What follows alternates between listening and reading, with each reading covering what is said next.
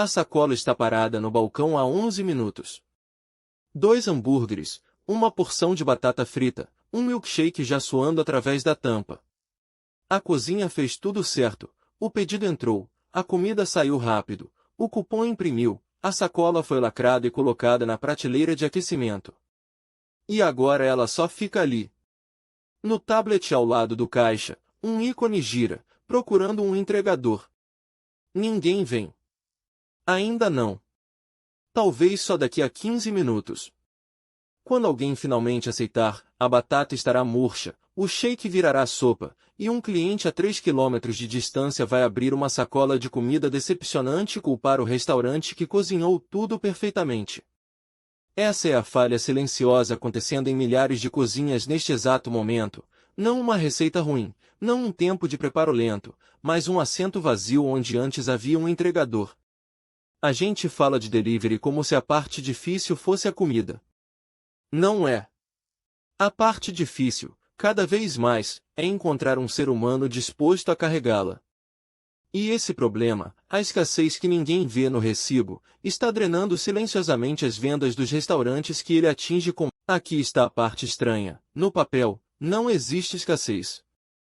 Em 2024, cerca de 8 milhões de pessoas trabalharam como entregadores só da DoorDash, ganhando mais de 18 bilhões de dólares entre elas. Uber Eats e Grubhub somam outros milhões. Por qualquer contagem de cabeças, a mão de obra parece enorme, um exército de pessoas com carro e celular, prontas para entregar. Então por que o tablet continua girando? Por que contagem de cabeças não é a mesma coisa que oferta? As pessoas cadastradas para entregar e as pessoas de fato entregando no seu bairro, a esta hora, com este tempo, por este pagamento, são dois números muito diferentes. A própria DoorDash admite isso discretamente. A empresa disse a investidores que melhorias na oferta de Dashers foram um motivo central de sua receita crescer mais rápido que o volume de pedidos. Leia de novo. Oferta é algo que eles precisam gerenciar, incentivar e temer ativamente, não algo que simplesmente tem. O excedente é uma ilusão. Por baixo dele há uma força de trabalho que gira constantemente, migra entre aplicativos de hora em hora e vai embora no instante em que a conta deixa de fechar. Para entender o assento vazio, é preciso entender por que tão poucos daqueles 8 milhões chegam a ficar. O delivery não tem um problema de funcionário. Tem um problema de porta giratória. Estimativas colocam a rotatividade anual dos entregadores de aplicativo acima de 90%, ou seja, uma plataforma pode perder quase toda a sua frota ativa em um único ano e reconstruí-la do zero. Alguns cantos da gig economy relatam um giro de até 500%. Cada uma dessas saídas custa dinheiro. Substituir um único entregador, recrutamento, verificação de antecedentes, integração, as entregas perdidas no meio, sai por algo entre 3 e 5 mil dólares. Multiplique isso por milhões de pessoas entrando e saindo, e você tem uma indústria correndo mais rápido que pode só para ficar no mesmo lugar. Por que eles vão embora? Porque, para a maioria, isso nunca foi uma carreira, foi um quebra-galho, um trabalho entre empregos, um jeito de pagar o aluguel deste mês. Os aplicativos sabem que a retenção é frágil, e por isso apostam tanto em coisas como pagamento instantâneo. Entregadores pagos na hora relatam satisfação 13 pontos maior que os que esperam uma semana. Mas um pagamento mais rápido não resolve o problema de fundo. Quando o próprio dinheiro encolhe, nenhuma conveniência mantém um entregador no volante. E o dinheiro vem encolhendo. Siga um único dólar que um entregador ganha, e você consegue ver a escassez se formando em tempo real. Comece pela remuneração base. Em 2021, a DoorDash cortou sua base para cerca de 2 dólares por pedido, apostando que as gorjetas carregariam o resto, e hoje as gorjetas representam cerca de metade do que um entregador leva. Isso significa que a renda oscila violentamente com a generosidade de estranhos. Agora subtrai os custos que o entregador arca sozinho. A gasolina é o mais brutal. No começo de 2026, o preço médio da gasolina comum nos Estados Unidos subiu de 3 dólares para quase 4 em questão de semanas. A fatia dos ganhos do entregador engolida pelo combustível saltou de cerca de 11 centavos por dólar para quase 16. O pagamento por hora, já descontada a gasolina, caiu quase 9%, de cerca de $14 a hora para 13, em um único mês. DoorDash e Uber Eats lançaram às pressas programas emergenciais de auxílio combustível, mas o alívio raramente acompanhou o ritmo. A maior parte do custo foi simplesmente absorvida como um ganho líquido mais magro, atingindo com mais força os entregadores de maior quilometragem. SAMI seguro em alta, manutenção, o próprio carro.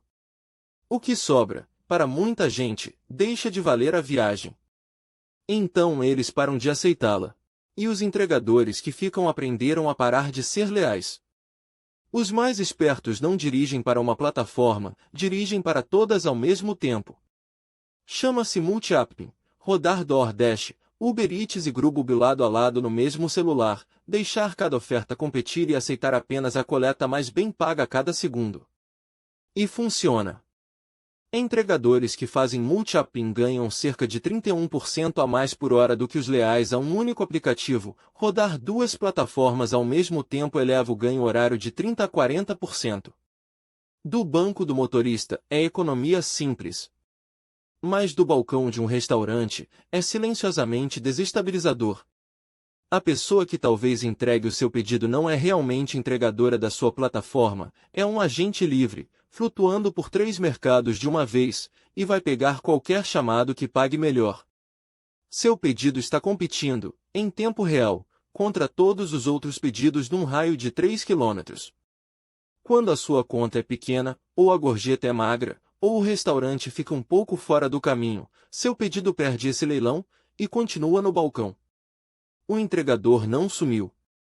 O entregador só escolheu. Se o problema é que os entregadores não ganham o suficiente para permanecer, a solução óbvia é pagar mais a eles. A cidade de Nova York tentou exatamente isso. Em dezembro de 2023, tornou-se a primeira grande cidade americana a fixar um piso de remuneração para entregadores de aplicativo, começando perto de $20 a hora e subindo desde então, passando de $22 a hora em 2026. No papel, funcionou lindamente.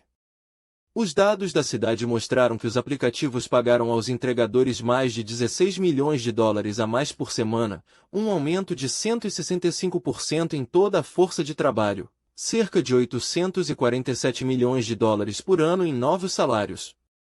E o colapso temido não veio, as entregas se mantiveram estáveis em cerca de 2.600.000 por semana, antes e depois. Os reguladores apontaram para os números e declararam vitória, pagamento maior, mesmo volume, nenhum prejuízo. Mas os entregadores parados na calçada em frente aos restaurantes contavam uma história diferente. Porque os aplicativos, diante da obrigação de pagar por cada hora em que um entregador estivesse logado, deram um jeito de garantir que eles não ficassem logados por muitas horas. O aumento foi real. O que veio junto foi algo que ninguém votou. Chama-se lockout, o bloqueio. Para evitar pagar o novo piso pelo tempo ocioso, os aplicativos passaram a uma fórmula alternativa, pagando uma taxa mais alta, perto de $30 a hora, mas apenas pelo tempo em entrega ativa, e então simplesmente travando os entregadores para fora do aplicativo quando a demanda estava fraca. Um trabalhador abre o Uber Eats, pronto para ganhar, e o aplicativo não o deixa aceitar nada, por horas, às vezes dias. Em março de 2024, entregadores protestaram nas ruas por causa disso. Um deles descreveu ter caído de 35 horas por semana para 19. Outros viram seus ganhos serem cortados pela metade, não porque trabalhassem menos por vontade própria, mas porque o aplicativo decidiu que eles não podiam trabalhar de jeito nenhum. Uma taxa horária mais alta ficava ótima num comunicado à imprensa e significava pouco para quem estava bloqueado em metade de seus turnos. A Câmara Municipal de Nova York agiu para restringir as desativações definitivas, mas os bloqueios temporários escaparam pelas brechas. Assim o paradoxo se endureceu. Uma lei feita para tornar a entrega mais viável tornou a entrega menos disponível, e os entregadores, mais uma vez, migraram para qualquer aplicativo que de fato os deixasse logar. Pagamento não era a única alavanca. Acesso era. E os aplicativos controlavam as duas. Seattle aprendeu a mesma lição pelo lado oposto.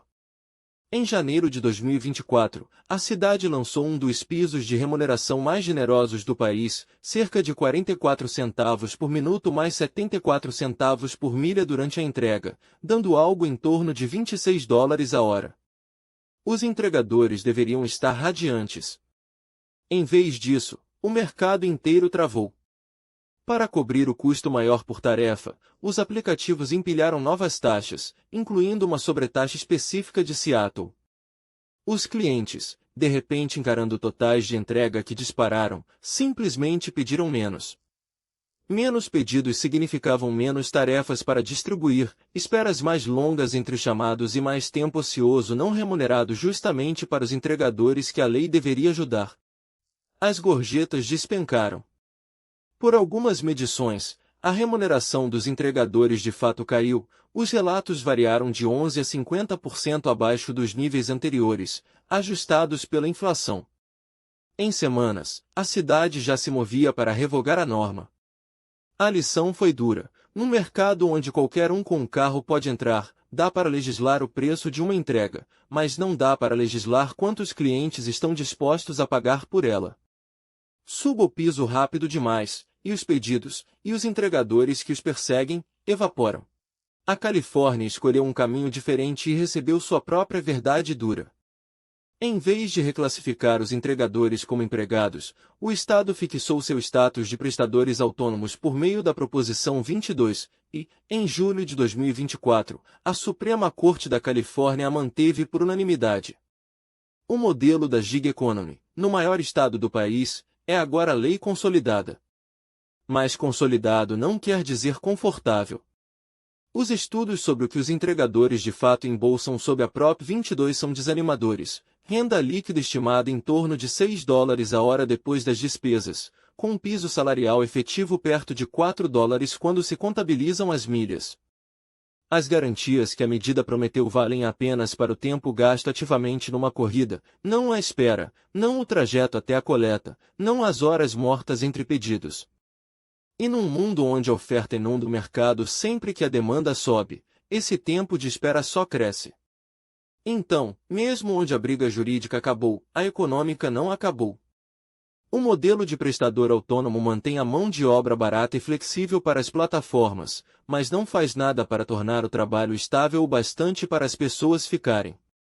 Sejam cidades exigindo mais pagamento ou estados travando menos, o mesmo fato teimoso permanece: quem carrega a comida ainda não pode contar com ela. E muitos, por isso, não ficam. Tudo isso, o giro, os bloqueios, os tiros pela culatra, as margens apertadas, aterrissa em algum lugar. Aterrissa na sacola sobre o balcão.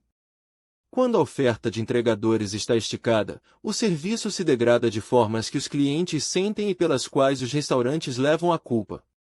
Os tempos de entrega se alongam. Em 2026, o pedido médio vai de cerca de 33 minutos no Uber Eats a 40 no Grubhub, e muito mais quando os entregadores são escassos. E eles são mais escassos justamente onde as distâncias são maiores, áreas suburbanas e rurais, onde os restaurantes ficam a quilômetros um do outro e uma única entrega pode consumir meia hora. Apenas cerca de um quarto dos entregadores trabalha depois das 11 da noite, então os pedidos tardios se arrastam ou morrem na fila.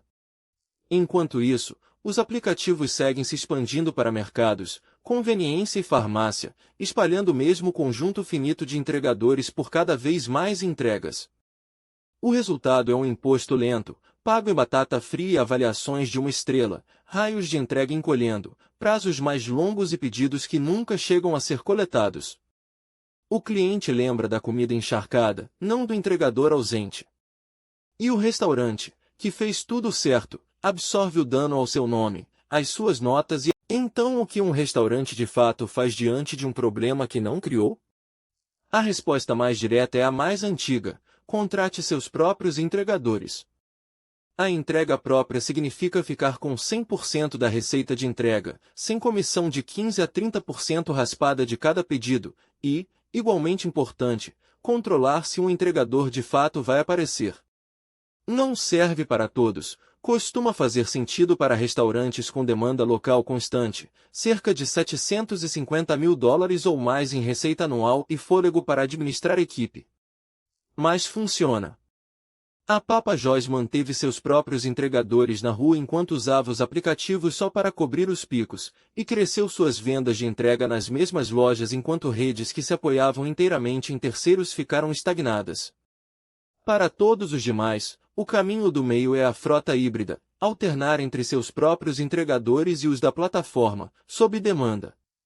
DoorDash e Grubhub agora oferecem exatamente isso, programas de entrega própria que cobram uma comissão menor quando você usa sua equipe e recorrem aos entregadores deles na correria. A ideia não é abandonar os aplicativos.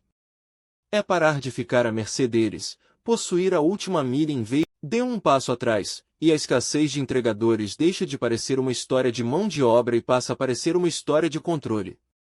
Por uma década, os restaurantes entregaram a parte mais frágil do seu negócio, o momento em que a comida quente chega à porta de um estranho, a um terceiro que não gerenciam, tocado por trabalhadores que giram a 90% ao ano, migram entre aplicativos de minuto em minuto e desaparecem no instante em que a gasolina sobe ou uma lei salarial sai pela culatra.